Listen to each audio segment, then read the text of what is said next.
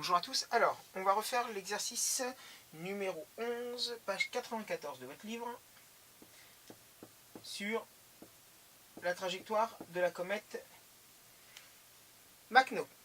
Alors, on vous dit qu'il y a une comète qui passe à proximité de la Terre en 2009, schématisée, on vous donne le schéma, et on vous donne des dates, comme ça, globalement. Voilà. Et la première question, on vous dit quel est le système étudié. Donc le système étudié, c'est l'objet que l'on étudie. C'est donc la comète. Attention à ne pas confondre système et référentiel. Décrire sa trajectoire dans le référentiel héliocentrique. Alors, là vous avez le Soleil. Donc là, vous décrivez un mouvement, une trajectoire, sur ce que vous voyez. Donc vous voyez simplement un morceau de courbe. Donc la trajectoire est courbe. Donc le mouvement est curviligne. Vous ne pouvez pas savoir autre chose puisque vous ne voyez pas le reste. Troisième question. Quelle est dans le référentiel héliocentrique la distance parcourue par la comète entre le 20 septembre et le 10 octobre? Donc par exemple, ici on est le 20 septembre, ici le 10 octobre, voilà. Et on vous demande quelle est la distance parcourue. Et on vous donnait une échelle où il y avait marqué 50 fois 10 puissance 6 km. Donc, si vous mesuriez, c'est une règle de 3, si vous mesuriez sur votre schéma ça faisait 1,3 cm. Et si vous tracez, pour connaître la distance, vous tracez une droite allant du point du 20 septembre au 10 octobre. Sans passer par le point du milieu, vous tracez une droite. Et si vous la mesuriez, vous obteniez 1,5 cm. Donc après, c'est une règle de 3.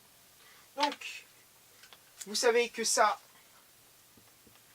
vaut 1,3 cm. Vous cherchez ça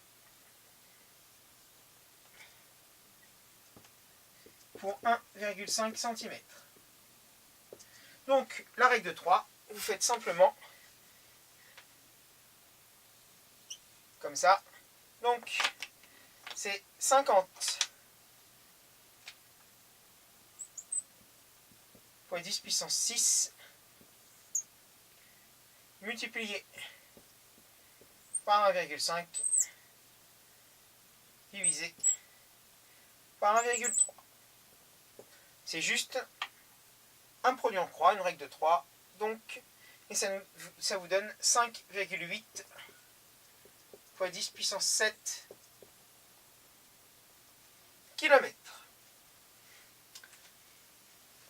La question B, on vous demande de calculer la vitesse de la comète entre ces deux dates. Donc,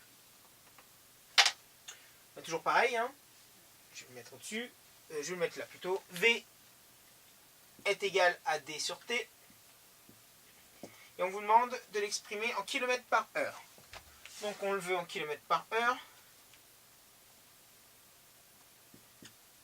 Donc ça veut dire que il me faut mon temps en heure.